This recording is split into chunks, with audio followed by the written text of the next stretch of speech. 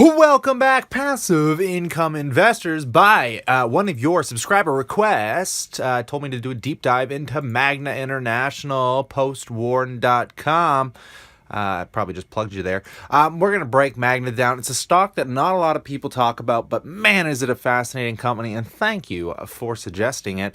But first of all, we're going to look at some of the videos that I find interesting before I do a personal breakdown. I do not own this stock, so it makes it fun for just a straight outsider looking in. We'll start with this video they have on the website, and then I'm going to look into another video before we jump into the deep dive. So let me just show you their intro thing here.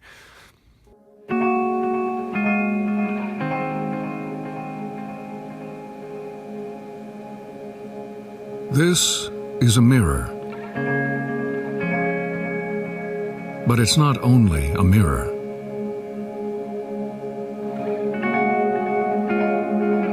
And it's not simply a finish. Or a weld. Or a chip. Or a thought. It's all part of something bigger. Something which is improving how we live. I'm just going to leave it there. This video is so boring and it lags on, and it's just like, we're the people that make the things, essentially. And I found something really interesting is that when I was YouTubing around looking at some other videos on this company, I stumbled upon their YouTube channel. It turns out Magna actually has a YouTube channel. They have somewhat subscribers, but no one's really watching their videos, and they just posted this first robotics video. And I don't know why they're not using this as their main website video, because let me show you this. I'll full screen it just to show you how good this is.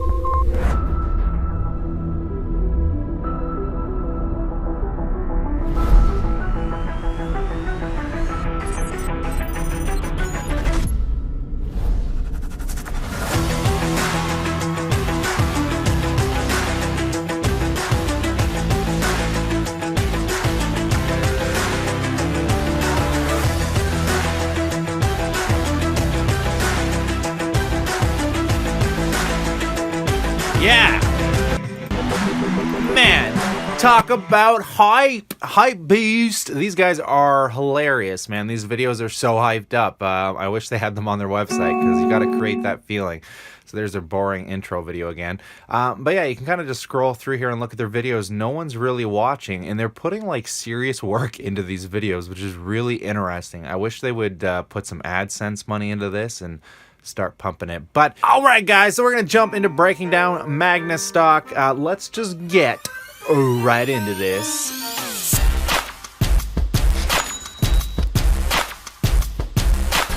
All right, my passive income investors, if you don't know what Magna stock is, well, hopefully you have a good idea now. They make all kind of car parts for different car companies. They've been around since 1957, make a crazy large amount of money. This is a large cap company with a market cap of about $22.93 billion. Nothing crazy huge, but still a large company. They PE of 7.98 and a decent dividend yield. So we're just going to get into this, and we'll start by looking at this company on my trading platform, just to get a good grounding sense of this. And you can see how Google and this trading platform don't line up, because here we got a PE of 8.02. Let me get that right, 8.02, and on here we have 7.98. See, there's some inaccuracies between Google and my trading platform, and we're going to break it into the website as well and actually read their annual reports, because I don't know where they come up with this information and how accurate it is. So you got to take it with a grain of salt, and make sure you always look into their actual information released on their website. But we'll get into some of the fundamentals here real quick. We got a book value of 32.69, which is really healthy, 6.65 earnings. I like always looking at the return on assets and the return on equity, because this is where you really find out how well a company is managing their assets, essentially. And when you get a return on equity of 20.94, that's insanely healthy, and a return on asset right around market average, about 9.4%, a little better than the market average, actually. So that's not bad. That's not bad. A ton of employees, huge company, 323 million shares outstanding, massive company, guys. when it comes to that aspect of things. I mean, we're not talking about Apple here, but in their own world, it's pretty big. Maybe we'll look at a quick peek at their cash flows. We have cash flows increasing. So over time, since 2014, their cash flows have increased. Funds from operating activities, nothing crazy, of course, but we're still talking in the billions of dollars. So, I mean, it's very, very healthy. Here we go, total revenues, not terrible. Nice to see these increases from 2015. So it's been about, 3 years, and we've seen it go up, quite a little bit. That's about a quarter, 25% increase. Not bad, actually a little more than that. Really healthy overall, guys. These basic fundamentals look very nice to me. Nothing crazy. It's a good sign of a good growth company. So let's take a look here. I want to take a quick peek at their dividend, because their dividend is something I'm sure most of you would be interested in, because this definitely fits in the spectrum of dividend stocks and dividend plays.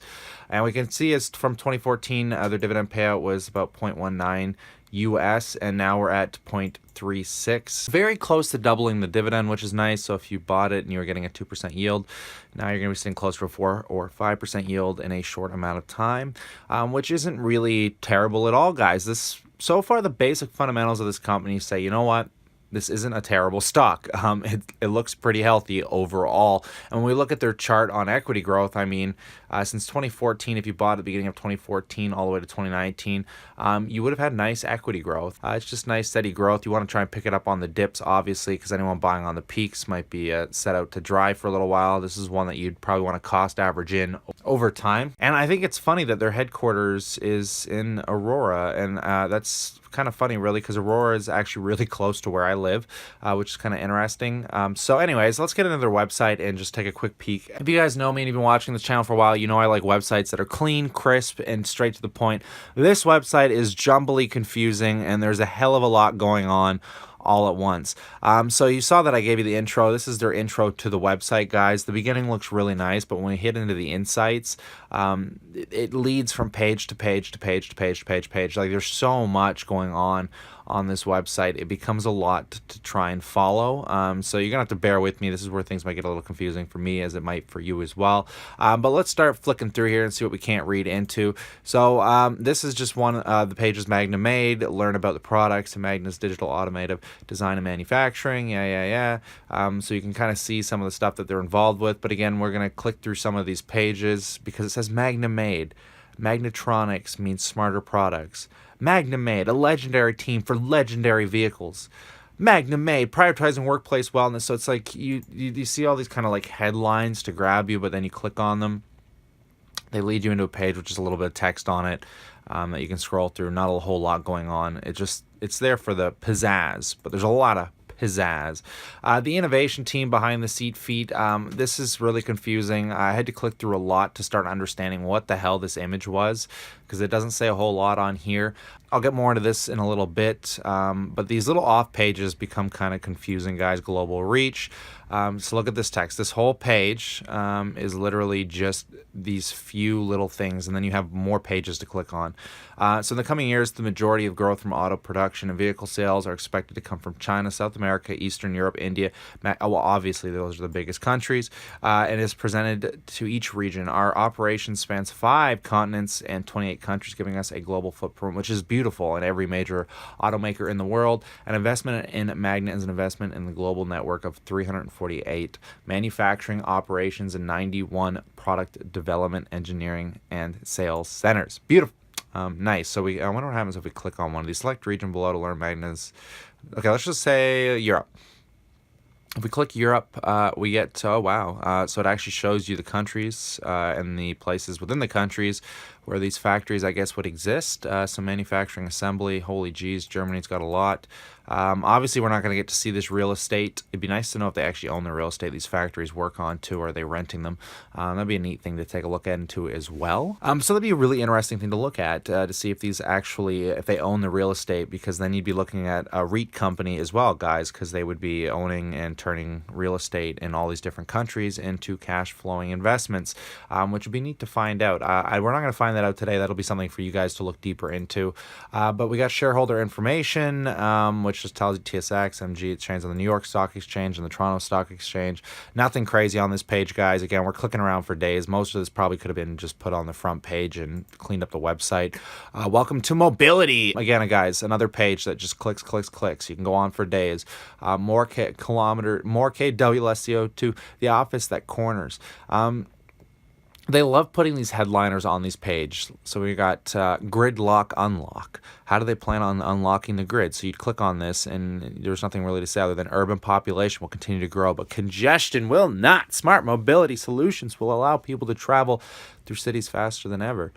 Well, how is that possible then? How do we find that out?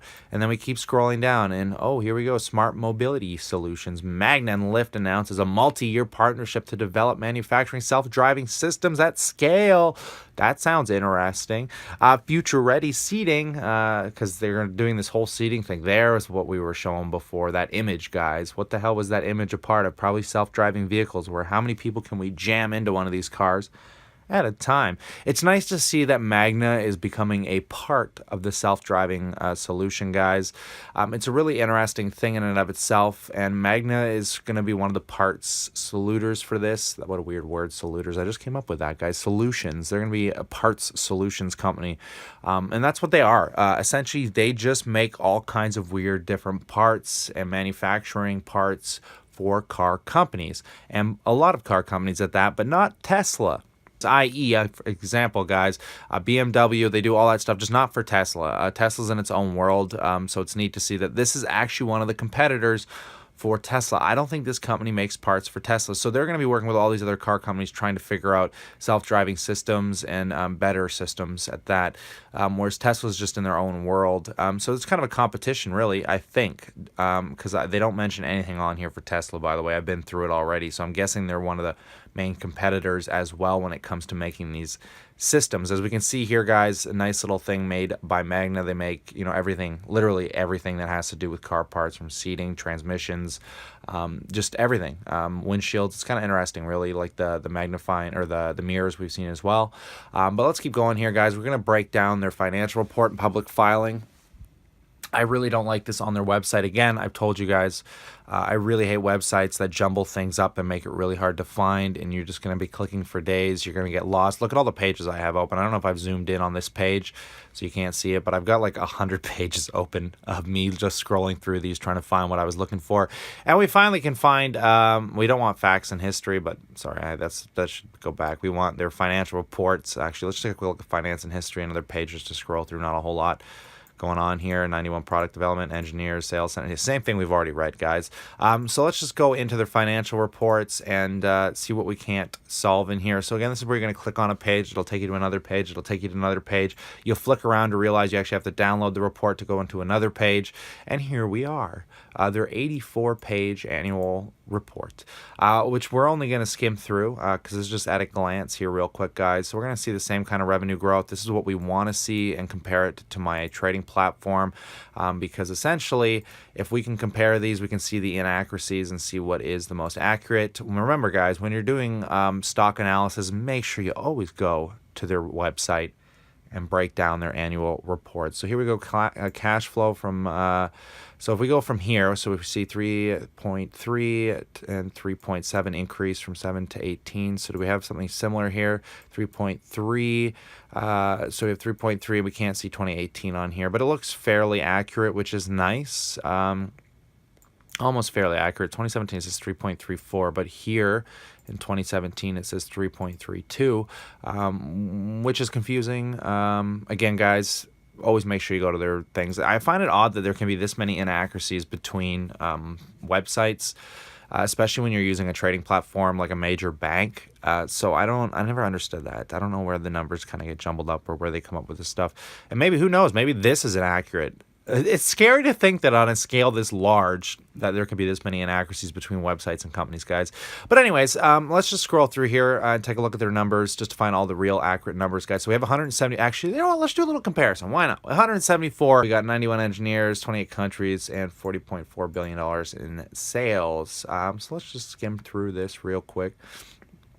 See what we can't find. There's that stupid image again. They show this image everywhere, and it drives me nuts. It was the first image that I kind of came across, and I want to know what it was related to.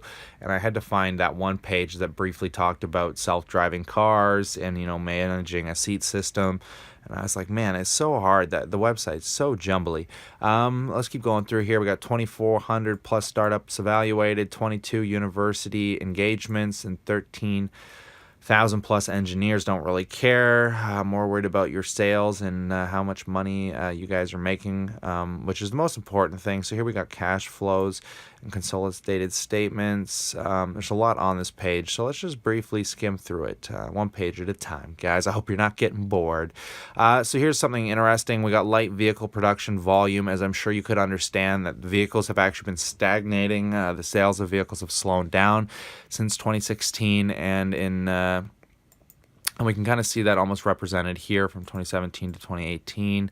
I'm presuming like vehicle production volumes, thousands of units. You can see there's been a decline almost in actually China too, which is kind of interesting. These are things you're really going to want to pay attention to. Cost of goods sold. So that's good. Equity income increased. That's a bonus. We have a $6 million increase due to acquisitions in fourth quarter. So we got some acquisitions going on as well, which is really important. Again, I would love to see their direct sales, and do they own that real estate? That thing I was mentioning before, guys. Do they own the factories as well? There's a lot of things that come into a company this large that make it very hard to understand, which is another thing I don't like about investing, guys. When things get this jumbled up, and for me to try and work these numbers out of my head, they get very confusing. So we have impairment from investments, operating income, restructuring. Oh my goodness, we got restructuring, imperative long-lived in assets. I swear you're going to need to take yourself a good solid week just to try and grasp these numbers. This is a really awesome company, though, by their basic fundamentals. Their fundamentals, their dividends, it's a sign of a healthy company. So the underlying company, I think, is very healthy. But to understand a company like this, look, we got body, exterior, and structures, sales, so we can kind of see some of the increases in here. Complete vehicles, 2.4. So at least we can see some of their information increased, decreased related to. We can see some of their sales. We got completed vehicles. It's nice to see some of the stuff going on in here, guys. It looks like we've had a return on investment capital, a decrease to 2018. That's not very good. Return on investment in capital. I don't know what's going on with that. This is some stuff that you're going to have to try and comprehend. You guys let me know in the comments section below if you own a Magna, and you probably know a lot more than I do about this company, because I know nothing right now. And I just would love to hear some of your input on it, where you think their best growth is going to come from, and where their current best growth in sales comes from. I want to know what product is kind of like their golden goose, because they seem to be, I made a video yesterday called Jack of All, Master, and they seem to be a jack of all car parts. Like, they just do so much. But then we look at this and we see a decrease from last year, because, again, from my understanding, but their sales are up. So it looks like we have an up in sales, but a decrease in systems adjusted EBIT for this. Oh, these are, I guess, the individual parts is why they're down. Like I said, it's hard for me to understand without sitting here for hours, and I don't want to waste your time. So let me know in the comment section below if you guys own this. Please help out the community and let us know what their best selling parts are and by how much. Like, I want to know where most of their money is coming from and what the best selling features are, because that's going to show you their golden goose. Every company has a golden goose. There's always something or a few small handful of products that sell the best, and I have no idea what they are for Magna, and they don't make it easy to understand, which is something I don't like. A $3.4 billion increase in cash paid for material overhead, $520 million increase cash paid for labor, higher net interest expense of $22 million as discussed in the interest expense, and understand it because it's an interesting company and it seems like a good dividend play. They're a competition with Tesla, but when the electric car fully comes into fruition here, guys, and we see self-driving, it's not just going to be Tesla in this game. So this company has a good moat. Like, I feel like this is one of those companies that'll probably be around forever. I mean, you could see Ford or GM or one of those car companies disappearing. Honestly, I could see that happening over the long term if they don't compete, or if their CEOs, if they don't have somebody come in that's forward-looking, that can innovate. Those companies could really disappear, guys, especially when a company like Tesla comes out of nowhere and becomes the largest car company by market cap overnight. I mean, there's a lot to look into, guys, but when you look at parts, every company needs parts. So I mean, the car companies that'll be around competing, I think, with Tesla or whatever other companies like who knows, Honda are working on their electric car, they're going to need parts. So I feel like these companies might come into play, but then they also have to compete for the contracts. This is something crazy, guys. Magna is a crazy company to understand, and I really wanted to break this down because I know my business partner, one of my best friends, my business partner, his mentor actually used to work for Magna and worked for Magna for most of his life.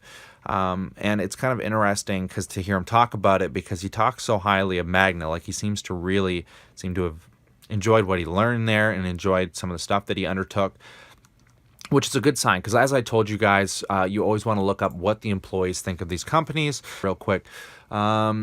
So if you just simply Google company and review, usually you'll see reviews from Indeed, which is, again, a hiring company, which we see a really high rating with a lot of reviews. The more, I always like seeing the reviews over 1,000. It gives you a good general understanding. And as we scroll through, we can see a good rating for most of the websites for Glassdoor. Like, look at all the different website review companies, and we're seeing a lot of good star ratings, which is nice. So again, a good sign of an underlying company, or the underlines of a good company, guys. These are the things that will really give you that signal, along with the dividend increasing. So like I said, overall, guys, I think this company it has some underlying value to it. I don't know what the hell that underlying value is, and I hate when a company makes it really hard to understand, because I really just want to know your best-selling products. If you own factories, do you own the real estate? Are you mortgaging the real estate, leasing it? There's a lot to understand here, guys. So let me know in the comment section below what you think. I'm not going to spend any more time on this, so I'm going to show you one more quick video that I found here that they did a good job. I like listening to Kramer go on here with CNBC. So let's just take a quick listen. Well, they're certainly emerging. There's a lot of things going on in the industry. Lightweighting is going to continue to be big. Right. Not pure electric vehicles, but electrification of vehicles, eventually becoming pure electric vehicles, is coming. And autonomous driving features, I think autonomous driving vehicles are way out there, but the autonomous driving features are penetrating very quickly. And you have made your company at the forefront of making these things, as opposed to just we hear Mobileye, okay, or we hear NVIDIA chips, but that's technology. Someone has to put it together. That's you.